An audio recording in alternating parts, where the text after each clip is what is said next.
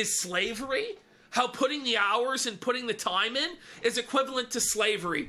And it's easy for him to say because he comes from a fucking trust fund family. He's a trust fund baby whose rich parents would have always bailed him out of anything.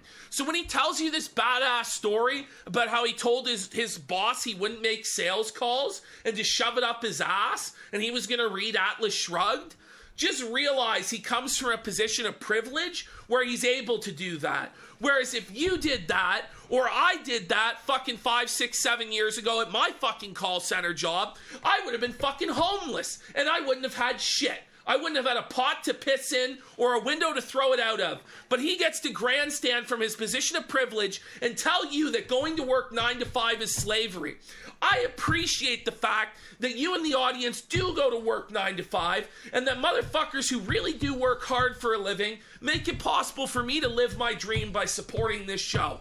This piece of shit expects, he's entitled to it. He's entitled to not having to work 9 to 5. He's entitled to not have to put the hours in.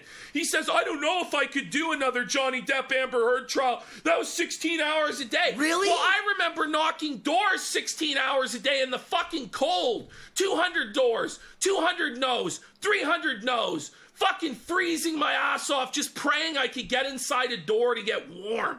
Fucking living in a van. And this motherfucker's gonna have the audacity to tell you motherfuckers that he shouldn't have to stream trials because it's too fucking hard. Yeah. Because he's an alcoholic in his fucking mid-40s and he fried and pickled his fucking brain. Well, fuck him.